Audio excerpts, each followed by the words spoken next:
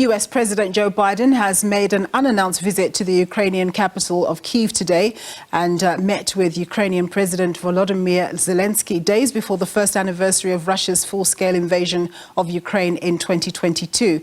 Air raid sirens blared across the Ukrainian capital as Biden visited Kyiv, but there were no reports of Russian missile or airstrikes. Biden said Washington would provide Kyiv with a new military aid package worth $500 million that would be announced on Tuesday. He said it would include more ammunition for high-mobility artillery rocket systems. He added that Washington would stand with Ukraine for as long as it takes. Well, for more on this and other issues, I'm joined by SABC International News Editor Sophie Mokoena. A very good afternoon, Mayor. So what prompted this visit? It's very unexpected. Well, indeed, it was unexpected. We didn't know until such time we saw on international news network that the President of the United States of America is in Kyiv. But I think it had to do with issues related to security. You know, on the 24th of February, it will be a year on since the war started in Ukraine. And therefore, there might be some activities, people visiting Kyiv, and perhaps Russia, on the other hand, cementing its authority by launching more attacks. And therefore, I think this was done to ensure that he is safe. But it was a big statement. It is a big international story today, because this is the first president of the United States of America who visits a war-torn area at a time where the security in that particular area is very, very important.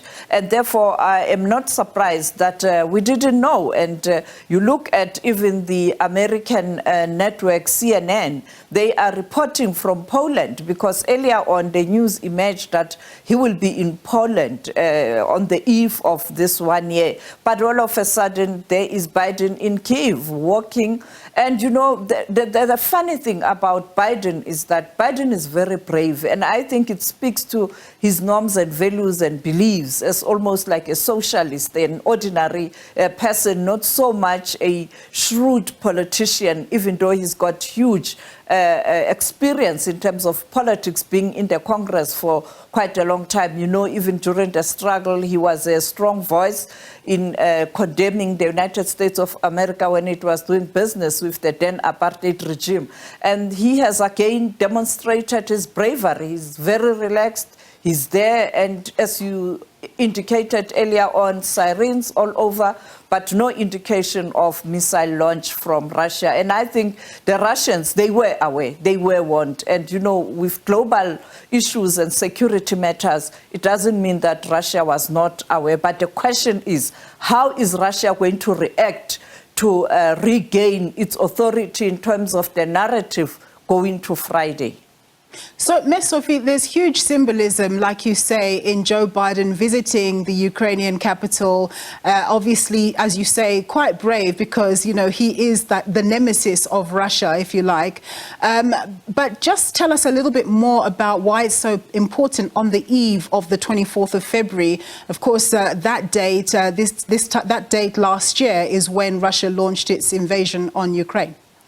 Ukraine allies wouldn't want Russia and her allies to have a full abuse, or perhaps one can say control of the narrative ahead of 1 year on. I mean, Biden knew that you are talking about the United States of America here, and you are talking about the President of the United States of America. Seeing him in Kyiv was a strong, strong statement. Remember, people were still talking about Antony Blinken going there. All of a sudden, it is the man himself. And therefore, this is a big story. Not only today, even it will be there in the history books when we talk about the war in Ukraine, you know, years to come, when the war has ended, that it was during this time where the President of the United States of America took a decision to go to Kyiv at a very, very critical moment, because all of us as international news editors and reporters, we are expecting something, a strong statement this week before Friday. And we were thinking that the Russians will be the one making a strong statement. Little did we know that America is up to something. Is there some tension developing between South Africa and the likes of the United States when it comes to South Africa's stance on the whole Russia-Ukraine issue and the fact that, of course, South Africa is participating in war games currently with Russia and China? I have spoken to senior diplomats in the United States of America administration. They are angry. Concern, it's understatement. They are angry. And the exercise itself has added to their concerns. That is why you saw many US diplomats visiting the continent, trying to persuade the continent not to be neutral in this issue, because they are citing the United Nations resolution and a clause that speaks to no country must be supported when it invades another country. And therefore, this is the argument. And you know that South Africa has been vocal in terms of what Israel is doing in the Middle East. And therefore, now others are saying, why with Ukraine you are taking a different stand? Even when you listen to South Africa doesn't have a consistent answer.